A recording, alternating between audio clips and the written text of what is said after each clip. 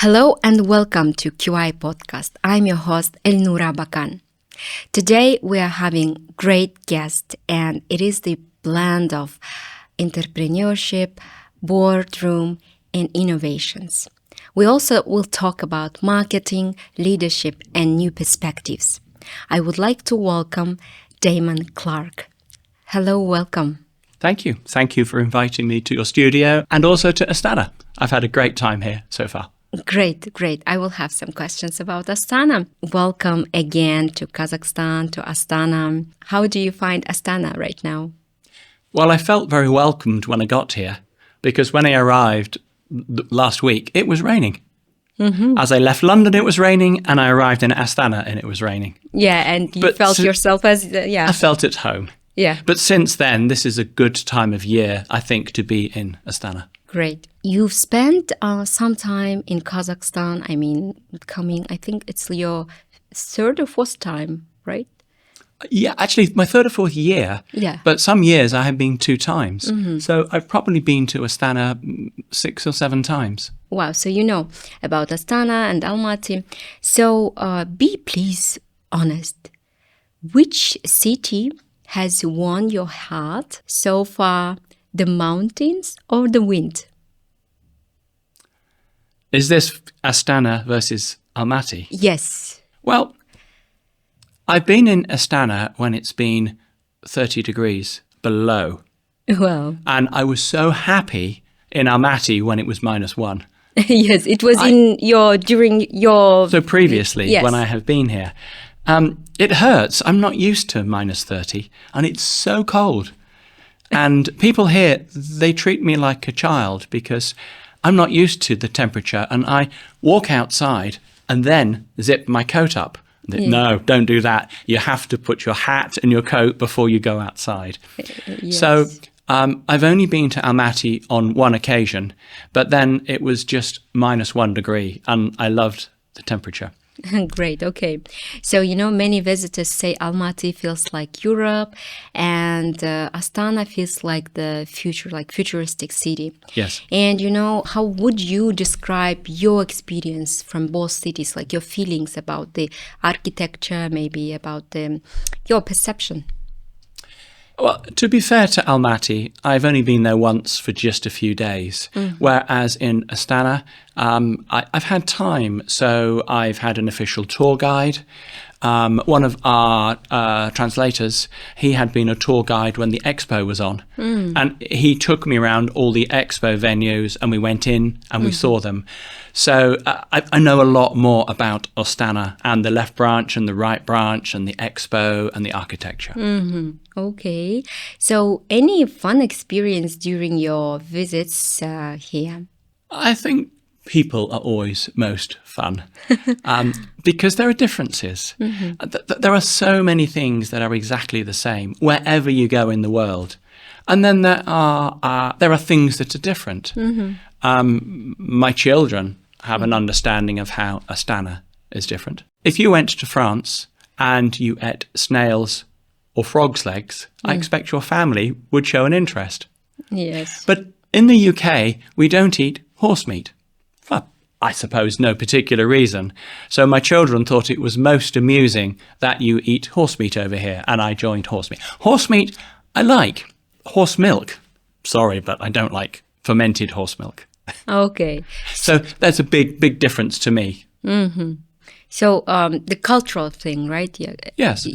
It's like more, but I think that we have one common thing. Okay, we have maybe many different common things, but I think that in one thing, as soon as I studied in England, right? So tea with milk. I didn't have it in Europe or in US or even in Asia. But in UK, I found lots of families and people who are drinking tea with milk. Let's go to the beginning of your career. So what was your original vision when you started and how did it evolve over time? I wanted to be a photographer. I was not a great artist, but I enjoyed owning a camera and taking photographs. So when I went to university, I learnt about scientific photography. Although no, I never did scientific photography, but I learned all about taking pictures. And that continues to this day. I've got great pictures of Astana even now, and I've taken videos and I've taken pictures.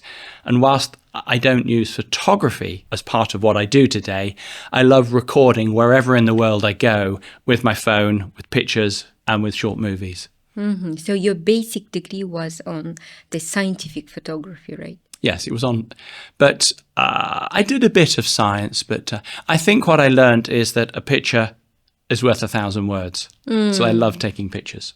Wow, that's true. It's the same about painting. When I was visiting all these museums and you see this painting and there is like explanation about this painting and it explains so beautifully what artist meant to during this painting process. And, you sometimes one painting picture can tell the story, right? The same with photography. You take this photography and then after some time it says story, a great story behind of all this one picture. Tell please about your story, like how did you start your business, why you wanted to be entrepreneur? Well, it's easy. You said my CV is good and what I do now is amazing. And I would love to say to you, I had a plan, but I didn't really. I think the term is serendipity. Sometimes you just have to wait for things to happen. So I trained as a photographer and I worked for Kodak, but I enjoyed the film and the cameras. So I ended up working in the photographic industry rather than taking pictures. And working in the photographic industry, I then got involved in marketing. So you've built several businesses, right? Well, again, a lot of what I've done in life is just about being curious. So I moved from the photographic industry to the marketing industry, and I worked for a marketing agency. And then with 3 of my friends in the year 2000, we set up a marketing company from scratch. Yes. So there were just 4 people. We set the business up and we registered it and we did the process and opened the bank. And then, as most businesses do when they start, it's about who you know. And we got some small amounts of business and we had 1 client and then 2. But then we grew not by just selling more marketing business, but by having joint ventures. And we had a coffee company, we had a medical company, we had a food company, as well as the main marketing company. So we tried many things. So what do you think, what makes a company truly valuable? I mean, beyond just revenue? I don't know. We were very bad at choosing valuable companies. To begin with, we chose companies that we thought would be very, very successful. And we were really bad at it. So in the early days, we were looking for success. But we learnt how to double the chances of doing things right. And we stopped looking for successful businesses. And in the later days, what we did was we just made sure we didn't lose too much money in any one investment. And we were then in the business of not looking for success, but not losing our shirt and using a lot of money. And we found if we invested in twice as many businesses, we were twice as successful. It's like betting on a horse. The more horses in the race you bet on, the greater your chance of winning. So if you're saying about winning in a business, can you take us behind the scenes of one particularly complex deal you've navigated? Because you see, you're saying you had different experiences, right?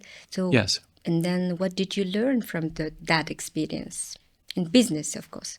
Yes, I think you need to understand why we bought a number of businesses, mergers and acquisition.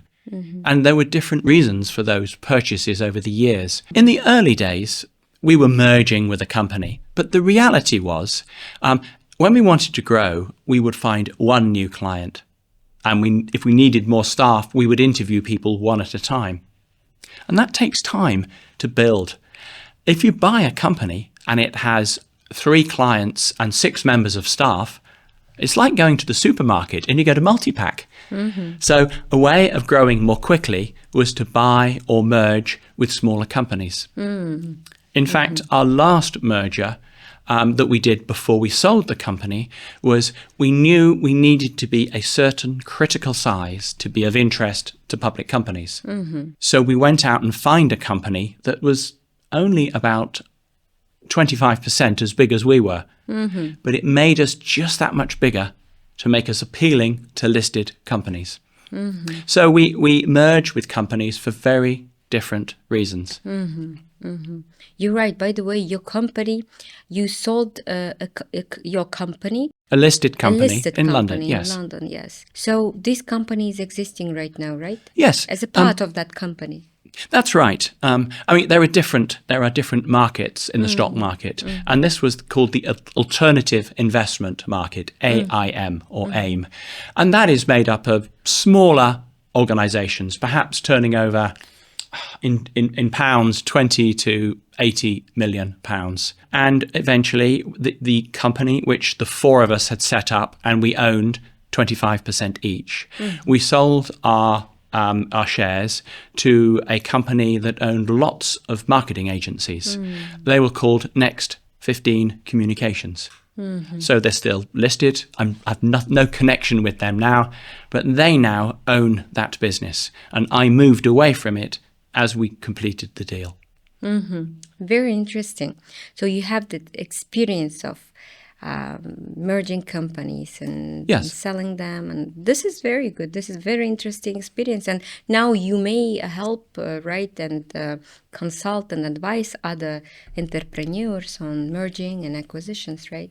Yes, I mentor a number of individuals about looking at the options for how do you grow the business. Do you grow organically through joint ventures? Do you merge? Or do you just plan to sell your company as soon as you can? And if you do, how much?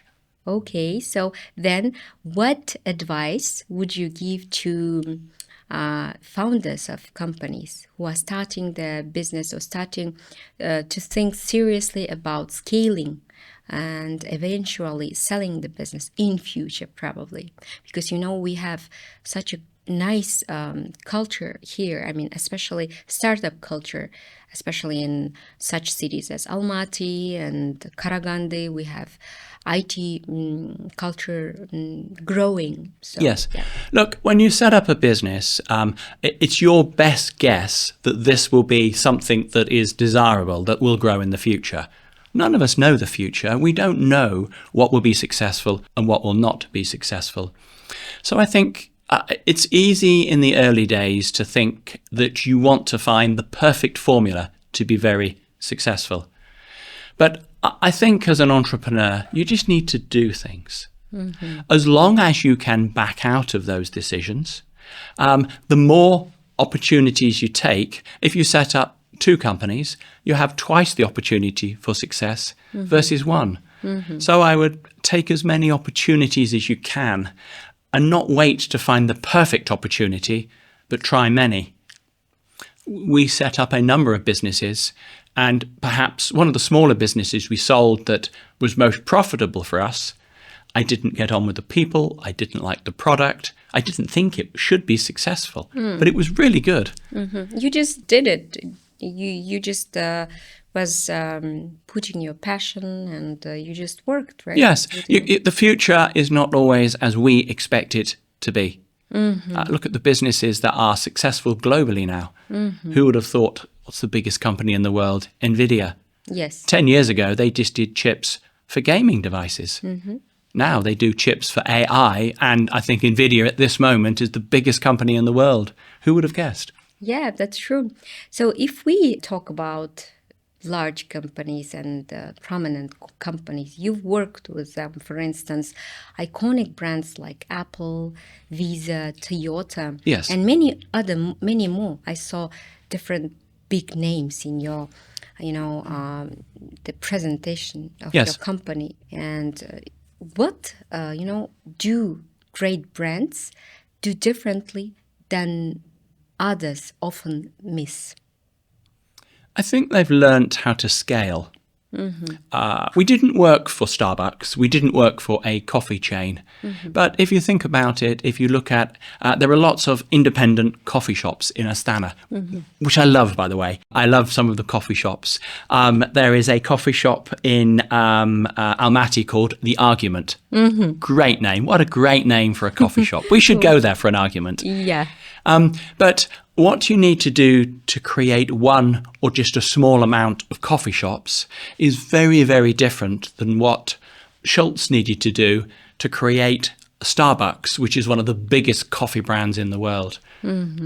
So I think, I think as you scale a company, what got you here won't get you there. What makes a successful coffee shop, perhaps in Astana or Almaty, won't necessarily mean you can take that coffee shop around the world and get that same success. So you also, I think that you are referring to marketing, branding, and other ideas, right? Yes. When you scale business, you have to think about branding and marketing. And customers. Yeah, customers, and you probably should adapt changes, right?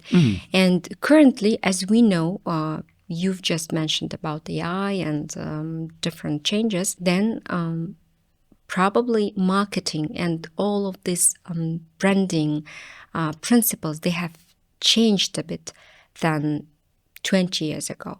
So in your opinion, how has marketing changed since the times when you were making your first business, for instance? Well, first, let's look at the things that haven't changed. So 20 years ago in 2005, people were talking about marketing has changed. Do you realize what it was like in 1990 or 1985? Now, there were changes, but let's just talk about what is consistent first. And that is the people, the human beings, how we live, what we aspire, what we want in life. They're very, very consistent. Whether it's 10 years ago or 100 years ago, it's about our friends, our family, and how we fit in. So those things are remarkably consistent. I think the big change when we set up Brandwidth in the year 2000 was that we were just moving from an era when we used paper and print to communicate. If you wanted to promote a car or a product, you would print a printed brochure. Whereas now, those things have all but disappeared. And if you want to promote your product in the 21st century, it's about web and all the other digital forms of communication. By the way, I know that your company was one of the best in digital marketing. Can you tell a bit more about digital marketing and what kind of best practices you have used for your company and for your customers? I think it's about doing what is appropriate for the time. At the year when we set Brandwidth up in the year 2000, much of what we had previously done involved print and production and posters and point-of-sale material. But we set Brandwidth up as a digital marketing agency. And in the early days, most of what we did was setting up websites. And then we moved on from just websites to applications. And we produced a number of apps. In fact, we produced a very small game and we marketed it in the early days just to see, well, what is it like trying to sell an application, an app online as a game? And we learnt how to build it, how to put it in the App Store and on the app for Android phones. And what's it like when people pay you just pennies for this from around the world? But then digital marketing, it moved on into email communications and e-commerce. As I left in 2018, social media was not particularly big. It's enormous now in the last 7 years. And social media is so much more part of, well, how governments communicate. Look at big governments around the world. They use social media as much as product companies. Some people might be interested in the fact that when I ran the marketing business, it was full-time, 5-6 days a week. Yeah. But what I did when I left was now I try to work 10 days in a month. There are 20 working days. Let's talk about this a bit. I don't know the audience, but that might be quite I interesting think to that people. it is, because like everything is changing. And, I see that you're enjoying talking about the companies and about branding and marketing. And you did such a great digital business. And I see your agility, right? And I think that one of key success point was about adapting Yes. and agility. But I have one question in mind. As soon as you put so much energy and effort, Yes. and then one day you just decided to sell it. Why it has happened? Well, it's not something you do like you go shopping on a Saturday and think, I'll buy a pair of jeans. Yes. It was a decision that we took over a number of years. And I think that comes back to, why do we run the business in the first place? Mm-hmm. When you first set up a business, long term is about being able to pay and buy food at the end of the month. Mm-hmm. And then when it's more established, you can make a profit, and long term tends to be next year. Mm-hmm. And we are successful this year and we're building the company, what we will do next year. But then you start to look further into the future. Mm-hmm. We've been running Brandwidth for 20 years, 2 decades, and we loved doing it. It was really good. But what was our purpose? Was I going to run it for 30 years or for 40 or for 50? Were my children going to work for the organization? Mm-hmm. And you start to look at these questions, and there's an element of, well, what do we want from life? Mm-hmm. Now, as you run a business, you make a profit and you pay your salary each year. But if you sell the business, someone says, I will give you the next, say, 5 years salary, mm-hmm. or the next 5 years profits now. Mm-hmm. Now, there is always a risk when you run a services business that your clients can go somewhere else. And you're only as good as your last job. So I think it's nice to think that, well, if I sell the business, I've got 5, maybe 6 years worth of profits for selling my share of the business. Mm-hmm. And like many places in the world, and certainly in the UK, there are tax advantages for entrepreneurs. Mm-hmm. When I earned money in the UK, my tax was about 50%. So every £100 I earned, about half went to tax, leaving me with 50. Mm. If you sell your business, certainly if it's the first business you sell in the UK, mm-hmm. the government doesn't take 50%. It takes 10%. Mm-hmm.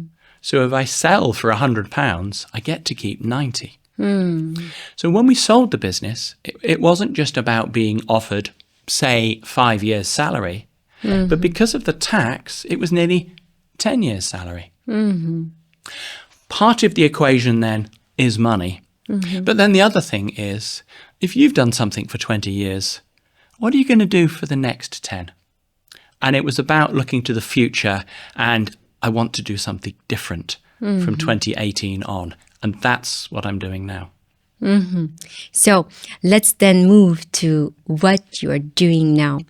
Your answer is so interesting, especially I've worked in organizations where I've met people who worked for those organizations more than 15, 20 years. And currently I see that especially young people and in this modern world, they're changing their jobs each 2, 3, even each year, and yes. especially with the development of project management, people go and they're hired for the project, and project can be 3 months, 6 months, 1 year, maximum 2. So they work for a company just maybe several months, maybe 1 year or 2, 3. So I think that your decision was probably one of the very, agile decisions, right? You wanted to have this change in your life, and you came to another sector, right? It yes. is the industry of professional development and mentorship, and also non-executive board member idea. Yes. So tell please about this now. Well, first, it's nice to think that you haven't got to keep doing the same thing for the rest of your life. But it's still a big jump. I was executive director, so I worked in the business, the marketing business, 5, sometimes 6 days a week. And for one company, just for Brandwidth, they paid my salary. I was doing some other things, but largely I was an executive director, although when we took over smaller businesses, I was an independent or a non-executive director on those boards.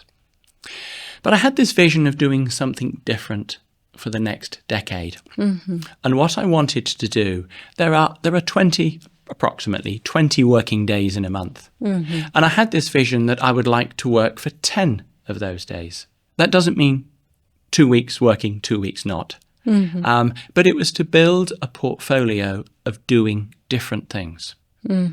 Now, it's worked out very successfully. And now, 7 years later, I work about 10 days a month. Although exactly what I do is not what I expected. Well, not exactly, anyway. So are you happy that you're having such a schedule when you work for only 10 days during 1 month, right? It's dream job. So tell please about your current job. What do you do? So I had been an independent or non-executive director a number of times before, sometimes within organizations that Brandwidth owned. And I'd worked for a charity, which is effectively a non-executive or independent director. They call it a trustee in the UK. And I'd done other board roles. So I thought, I will try to make a living as a non-executive director. And I did that. I did not get the roles I expected to get, but I got roles that I wasn't expecting. I think we talk about your net worth is your network. And I had a really good network of people. And a number of people knew about what I was looking for. And without even asking them, they made suggestions. Well, would you like to work here? Would you like to work there? So if we now move forwards 7 years, I do a combination of things in the 10 days a month. I teach professional development for about 5 of those 10 days. So I'm teaching leadership and strategy, either for organizations or directly for businesses. I do some charity work, working for charities. I sit on the board of 2 businesses.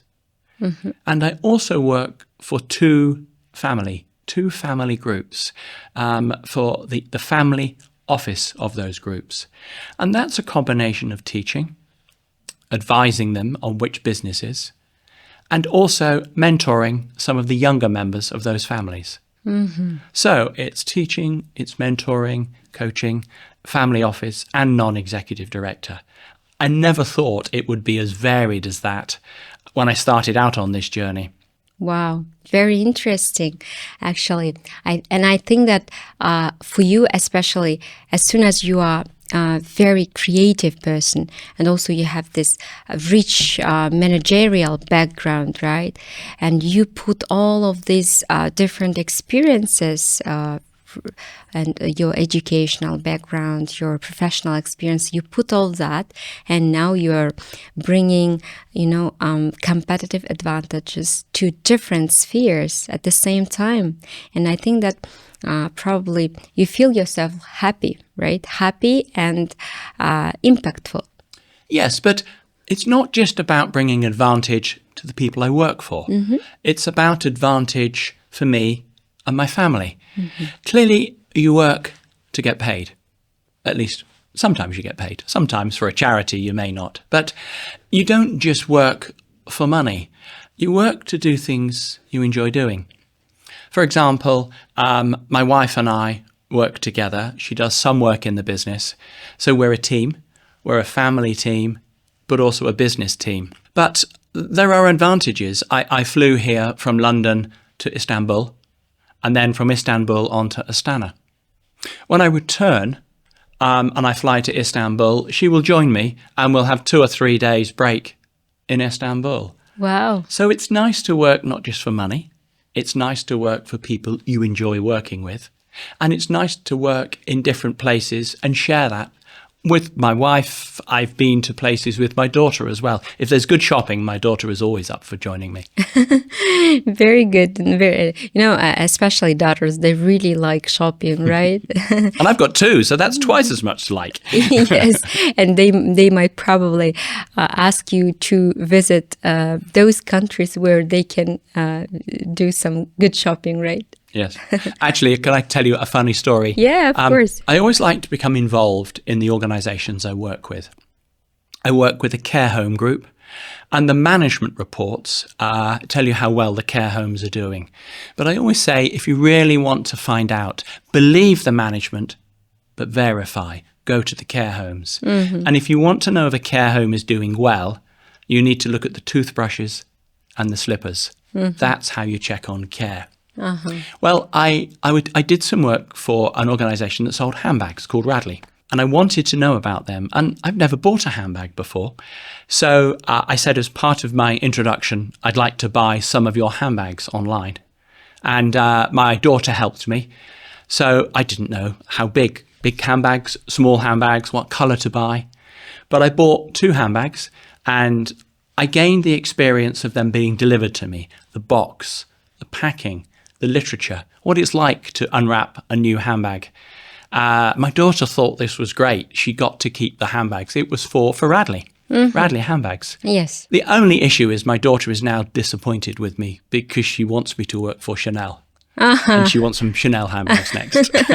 Maybe someday you may have this Maybe someday. great chance to work for Chanel, right? She can have couple of Chanel bags for free because of her dad's job, right? But different organizations, some people pay you more money, some people pay you less. Yes. Some people you do international travel. Some people you just work from home. Yes. Sometimes you get handbags or product. Yeah. And I think it's a combination of all of those things. Having choices in life being wealthy is having choices, and that's really good indeed. Yeah, that's true. I can't agree more with this point, and I think that having chance to have a choice is also a freedom of choice is much more important than when you have set things that you have this, and then you can think like, where I'm a human, where is my choice, where I can make an impact, where I can do more or less, right? It's a very good point, Damon. I have now a question on leadership, and you were saying that you have extensive experience as a non-executive director. Yes.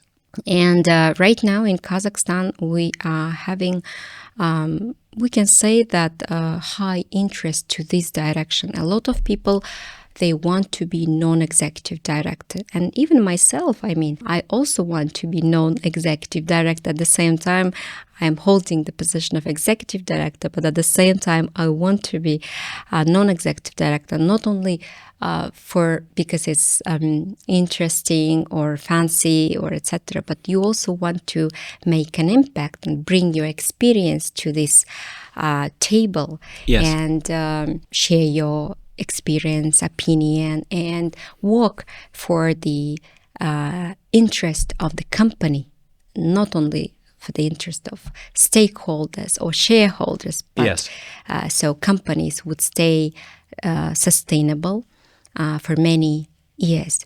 So my question is that I'm sure you've met a lot of different board members. So what do you think? Can you define effective board member? I think if I had to do that with a single word, that single word would be curiosity.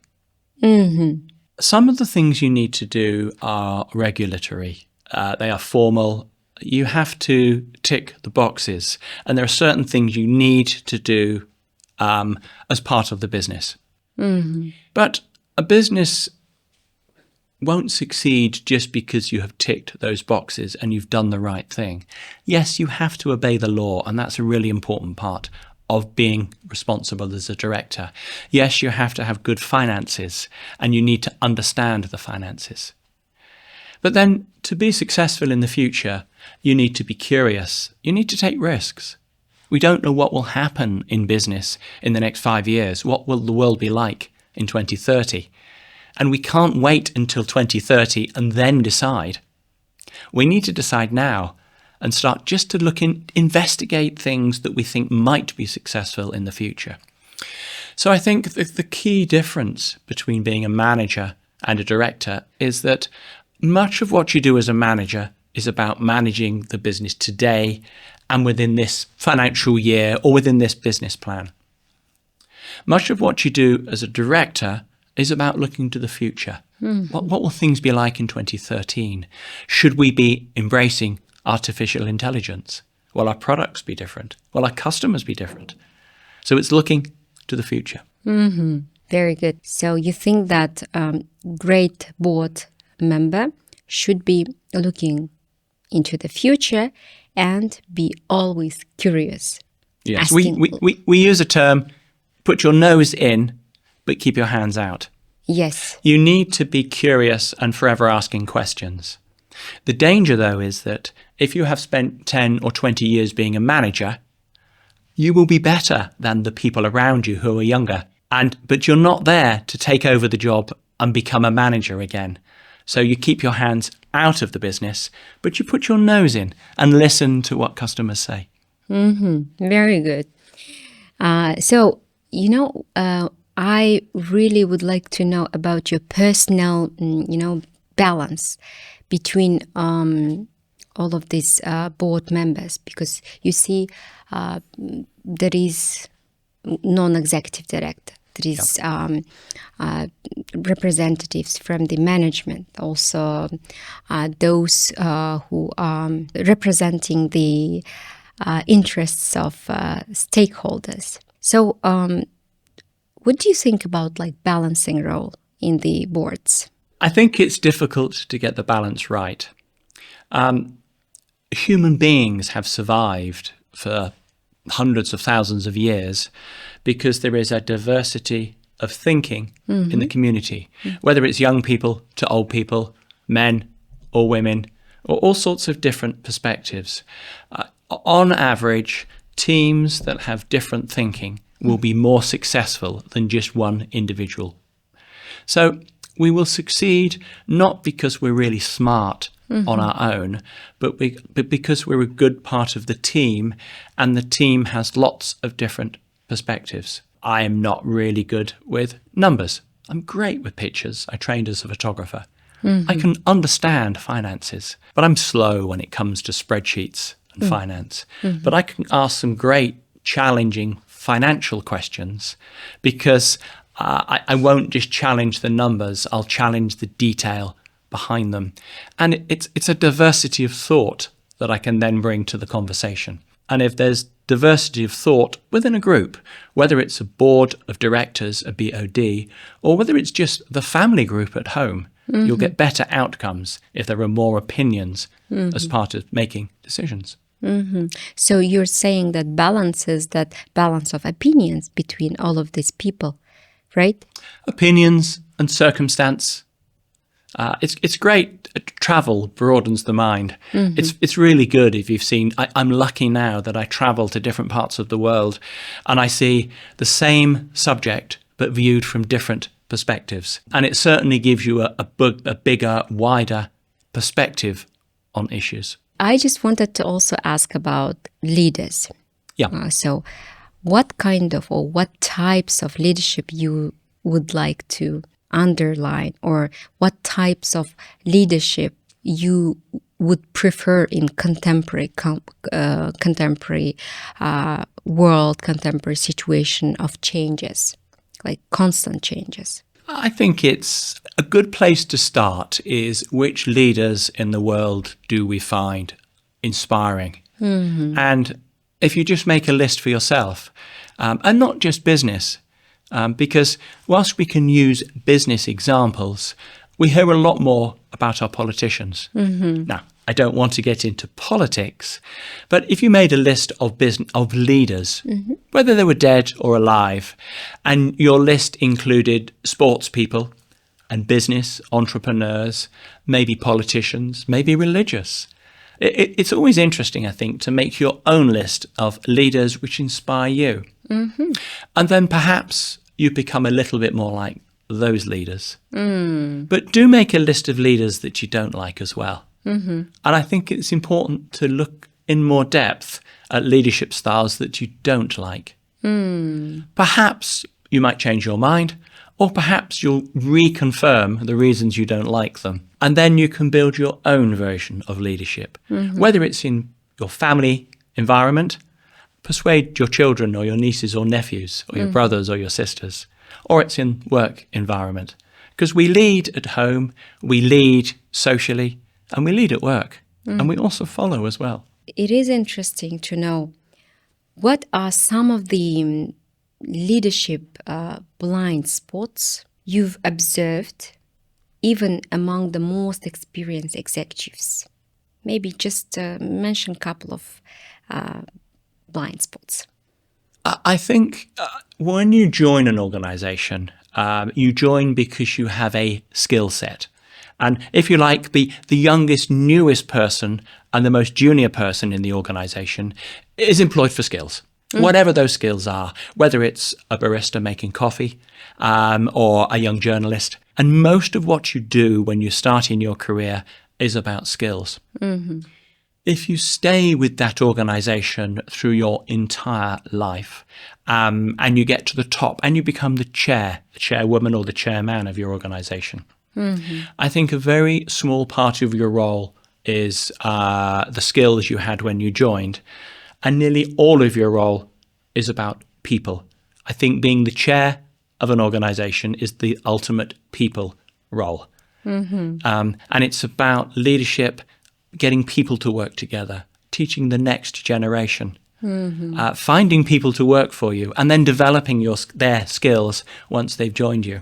And there's this swap throughout your career between it being nearly all the skill set that you have when you start to when you finish, or the most senior.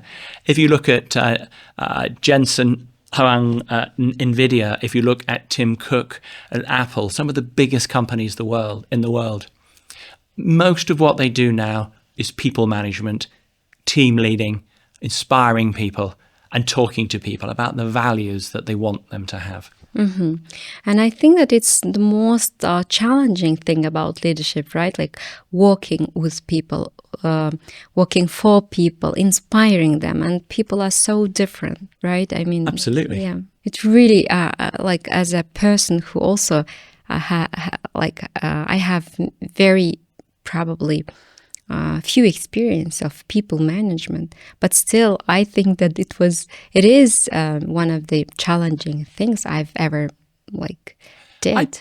I think you have got experience of people management. I think you have a brother and a sister. Oh yeah. How do you manage them? Yes. Especially your brother. Yes, that's true. Because we manage and we lead as much at home and within our family environment, yes, as we do in business.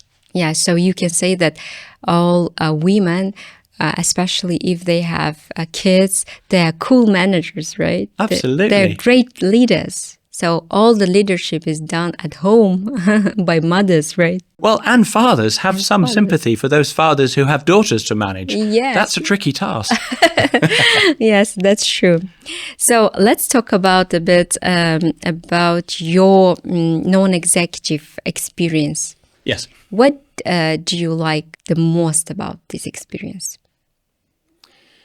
I think now, in the early days, when you want to be a non-executive director, you want to expand your knowledge. You want to know more things so that when you turn up to do the job, you turn up with a toolbox. You have in your mind lots of skills and lots of things that you want to deliver at the job. And then when you get there, you start to combine a number of these tools in your toolbox together. And that's really about being skillful, whether it's about how much you pay people or employment contracts or offices or expansion or mergers. And I still use those. I still use my knowledge, my toolbox of knowledge, and I do apply skills by using those elements of knowledge together. But I think as you become more experienced, it's about mindset. And you approach it with, this will be interesting. I must have an open mind. Because ultimately, the common theme amongst all businesses is people. And I've worked for care home groups, and there's a lot of emotion, a high EQ in care home groups. I've worked for legal organizations. They tend to have a higher IQ, intelligence. The way they approach their challenges is very, very different. But you know what? To address some of their issues, once you have peeled off the language they use, their opinions and how they approach things, the essence, the core of what they want to achieve is very, very similar. And I enjoy finding that similar core thread by using the mindset to approach the roles that I now take on. What is the similarity? Can you just mention a couple of them, please? In a way, I mentioned one of them earlier. The problem with becoming a director is that you often do it after many years of being a manager. And then you go into a room which is for a BOD, a board of directors, and you have an agenda for directors. But the people in the room try to turn it into a management meeting. And you have to remember that there is a difference between being a manager and a director. And then when you become a director, it's too easy to think that you are there for compliance. And yes, you have to obey the law. You have to look at regulations. You have to make sure the organization is doing the job properly. But it's easy to do the management and the direction without doing the leadership. And the leadership part is telling the people that work with you that they are part of a team. We're going in the right direction and we're doing a good job. And to explain to them, yes, sometimes things are really difficult. And if your board of directors is making a bad choice, understand that sometimes they perhaps only had 3 or 4 bad options, and the one they've chosen was the least worst. When you manage, you often manage and you decide the best things to do. When there are no good choices, that's when the board directors have to choose. Have some sympathy for your politicians. Everyone thinks they should make a better decision, but often there isn't a perfect choice out there. Kazakhstan is making some decisions and its politicians are deciding now. But your politicians haven't got all good answers or all good options. They have to make difficult choices. And I think if you understand that your leaders struggle and it is difficult to make these decisions, you can then sometimes understand why they take the decisions they do. Yes. And for this, people need some IQ and EQ, of course. Yes. So again, if we go back to the educational perspective, right now, as you know, for instance, if we are talking about leadership and about non-executive roles and overall about directors' role, we have to, I think, mention about those organizations which are working in these directions very hard. And I have to mention QID Association, Qazaq Independent Directors Association, and its role. And you work with QID for a while. And you've met lots of directors from Kazakhstan. And my question is about what do you think about the activities and work done by QID, and also about the directors you've met during the leadership and strategy course? Now, I've worked with QID for probably 4 years now, but I'm really impressed with what they do. But what I think they're best at doing, actually, I don't think appears on their website. And yes, they will teach directors to be better professionals.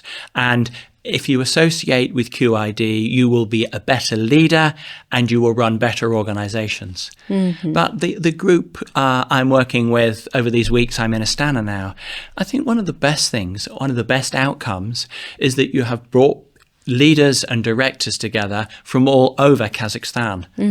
And they are introducing each other to the first times. We have the telecoms industry, the power industry, transport, education, Mining, many different yeah. industries. And it's that introducing people from the same country, and they all arrive and they think they have, the atomic energy people may think they have a different issue to address than government. But when we look at it, their language is different, the way they approach issues is different. But ultimately, the issues are so similar. And building a network of people in Kazakhstan, a network of independent directors that know each other and have a good network, I think that is good for those people, it's good for their businesses, and it's good for the country. Yeah, I agree with you. I agree. There are lots of events, webinars, different strategic sessions happening around the topic of corporate culture, about leadership, strategy. And you are very... Can I just comment on those? Yes. When you choose to do a webinar, I think you can't choose the perfect webinar. One that's going to be absolutely great. Yes. I think webinars are fabulous, but I would make sure you do at least one a month. Yes. And then after 12 months, you will have watched 2 webinars that were great. Yes. You will have watched perhaps 6 that were just all right. And there were a couple that, well, they weren't really for you. Yeah. But you can't tell this in advance. But if you do one a month for a year, across 12, you will learn. But then sometimes I did a role in the UK. I worked for local government. I didn't enjoy working for local government. I found it hard work. They liked to stop innovation. They didn't like entrepreneurs. At least that was my view. But I think 5% of what I learned was really good. I learned so much from government. 90%, 95%, it drove me mad. 5% was really good, and it was a good lesson, and I still use those lessons today. So when you say go to webinars, don't try and find the perfect person, the perfect webinar. If you don't like a political leader, if you don't like a business, listen anyway. See what they have to offer. Yeah, that's great. You are absolutely right. That's why, especially, myself, I'm a constant learner. I watch a bunch of different podcasts and webinars and different, Coursera courses. Yes. And I think that I was taking different certification courses each 3-5 years, and I really love this process of learning something new. And I think that what we are having in this certificate and company direction course by Institute of Directors of UK, one of the greatest certification course I'm having right now, and I think that it has great content, quality content, Yes. information. It's all updated, new, adapted for the modern and contemporary trends and so on. So I also now want to ask a couple of questions, and then I think that we can have some coffee after this podcast, right? Yes. Okay, so looking back, is there anything you wish you had known earlier in your career and development? Yes. It's so easy to look back and think, well, I wouldn't have done this, I wouldn't have done that. But if you learn lessons in life, most of the lessons come from things you got wrong. When things succeed, it's because you think you're practically perfect and you knew everything about it. Whereas the reality is you probably just got lucky, or at least there was a good element of luck. When things go wrong, you tend to learn from those mistakes. You learn certainly not to do them again or the same way. So I don't look back on life and think, I wish there were all these things that I didn't do. But I do think perhaps I should have tried more things, taken more opportunities. You're always incredibly busy, whether it's with family, whether it's for your friends or whether it's business. I think if I'd have taken twice as many opportunities, twice as many good things would have happened. So it's very hard to fit those opportunities in when you have family and you have business and you're doing many things. But I think do twice as much stuff. You'll be twice as happy. Very good. So you're welcoming hardworking and like living your full life, like getting the life, right? You're saying and you're giving the advice to give more and have more, right? Yes. Perfect. And especially if I wish a young generation watch this podcast later when we release it. And I hope that they will take a good advice from you. You listen to what I've said, young generation. Yes. One of my guests of this podcast, once I said, I have my favorite questions and I'm going to ask. And he says, are you going to ask about my favorite book? So, I will not ask about your favorite book, but probably I will change this question. It's always like that people give books. They gift books. Yes. So what was your recent books you've gifted from your friends and family? Can I answer the question you said you wouldn't ask me first, which about my favourite book? Yes, of course. Because it's actually my favourite book isn't by an author and hasn't got a title. I do enjoy reading books, but I learned relatively recently to listen to books. Audiobooks. I use Audible. Now, and I listen to a lot of business books on Audible. To begin with, I would sit down in a comfortable chair, and my problem is if I listen to an Audible book sitting down, I fall asleep. But I found that actually if I'm commuting, if I'm traveling, I can listen to Audible books. And I find Audible or similar really good indeed. And I've listened to many business books that way. I'll listen to a book.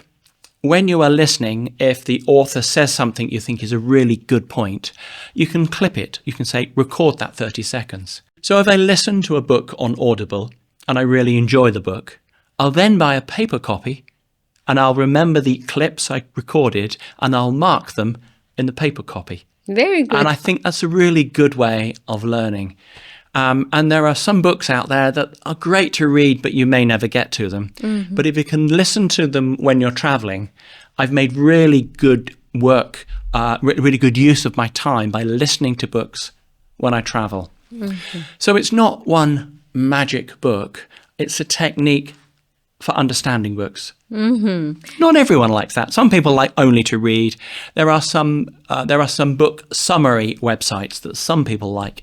But to me, listening to books is great. Super.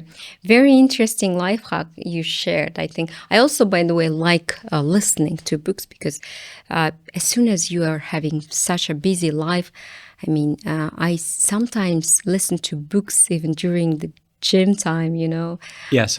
or traveling or, in the airplane. And it's saving your time and you also can do something very efficient for yourself and for your development. But actually, I can suggest one book for your younger viewers to read. Yes. Everyone's younger than me, but younger viewers. Okay, yes. One of the best-selling books in the world is on company and business change. And it's called Who Moved My Cheese? Who Moved My Cheese? And it's about 2 mice and 2 human beings. Wow. It will take you about 1 hour to read, and it's a great story about change in our lives. We all love change if it happens to somebody else. Yes. But not if it happens to us. Yes. So this is about two mice and 2 human beings that live off a big piece of cheese and what happens to that cheese. So if you want to get a book, I don't think it's on Audible, you have to read it, but it's only an hour. Who Moved My Cheese? Great book. Very good. Thank you very much for this advice. I'm going to read this book, of course, and especially if it it relates to change, actually, as you know that my passion is change topic, and I have certified last year for change management. And the only constant thing is actually change. Yes. The only constant thing that happens to companies, to people, is change. The best way to be probably successful is adapt that change, and probably work with that change and bring that change to other people. So yes, and probably one of, I think, we can, I think, talk about a little bit about success before we finish our podcast. How do you define the word success? It's a really difficult one, isn't it? Yes, that's why I left this question to the end of this podcast. And the problem is, if you define success as getting a job and earning a good salary, what do you do when you've got a good job and you earn a good salary? What's next? I think success means different things in your life. When I was in my 20s, I'd left university, and success meant getting a job, buying a car, and flying somewhere. I think in my 30s, success was about having a family and getting married. In my 40s, it would have been about paying for the children. So I think success means different things. There is an underlying theme that remains consistent throughout your life. But in each decade of your life, there are some things that change. But other things are remarkably successful. I think success is being healthy. You might not think it's important until you're not healthy. So I think value your health. That's an important part of success. Success is keeping in contact with old friends and knowing people. It doesn't matter whether we only speak once a year, but keep in touch with people and have a wider network of people. I think those are the sorts of things that are really enduring for success. Very good. Thank you so much. I agree with you. And let's be successful. Let's be healthy. And I wish we all of us have more healthy and truly happy family members. Yes. And of course, also friends and colleagues. When everyone is healthy and truly successful, Yes. by your definition, I think that life is getting better, and we all have, different new ideas and a new mission and vision. So I hope that this will make our life better. Look, the world is a great place with great opportunities, and people are so friendly and helpful. One of the negative things about social media is that it's almost you scour the entire world for finding just the bad things that have happened. But it would be an incredibly big social media if you scoured the world to look for good things. And, when things happen really bad, and there are some really bad things that happen in the world, but generally underlying those things, there are great opportunities. People are welcoming and they're friendly. And it's amazing what you get if you just ask. Very good. I agree with you. By the way, do you have social media?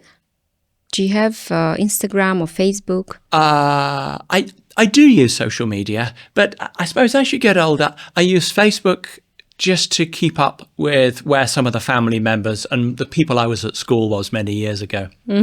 For business, I use LinkedIn. So fortunately, having a name like Damon, Damon, Damon Clark, it's easy to find someone on LinkedIn.